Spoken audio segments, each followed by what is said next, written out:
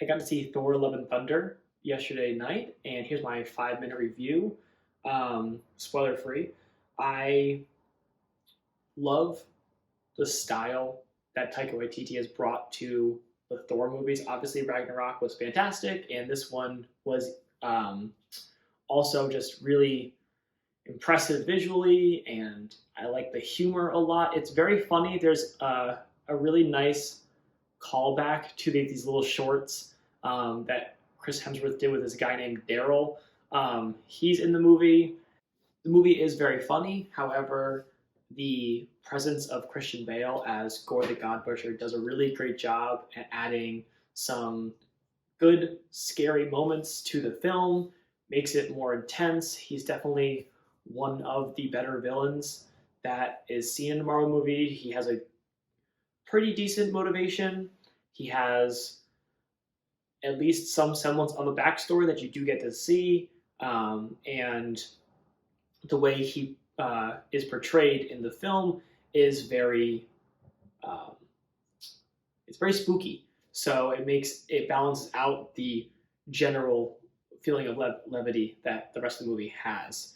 It's not as good as Ragnarok. I don't know if it was ever going to be, because that movie is definitely one of my favorites in the MCU. But this movie is very good, just not as good. One of the things that I think was slightly what made this movie just a little bit less good than Ragnarok was Valkyrie doesn't have a ton to do um, or is in a lot of the movie. She is in a good part of the movie, but not as much as Ragnarok. And she's such a good character that it definitely feels like kind of a waste to have her kind of sidelined. She's sidelined for Jane.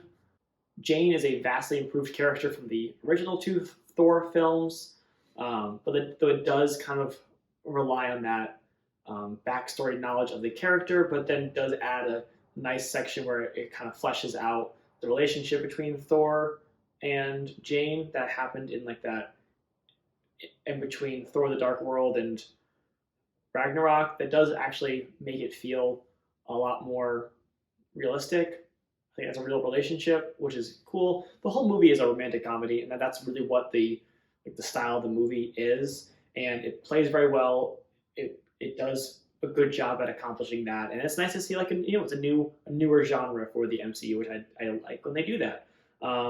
And finally, one spoiler thing that I want to talk about is the end of the movie.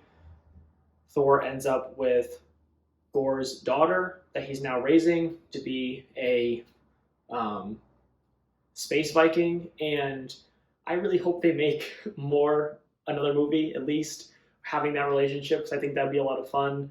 I think it's just we had like a very small scene of it, but I do think it would be very funny, and it would be a really it would kind of fit in with the Disney whole warrior becomes unknowing father, and you get to follow that like the Mandalorian and Obi-Wan. I think it'd be a much funnier take on that with Thor. So I hope they make another one. And all the other thing is Hercules with whatever his name is from Ted Lasso. I can't wait for that. I really want to see that. So I hope they make another Thor movie with all these with where this story left off. So that is my thoughts on the movie. Go see it. It's quite good.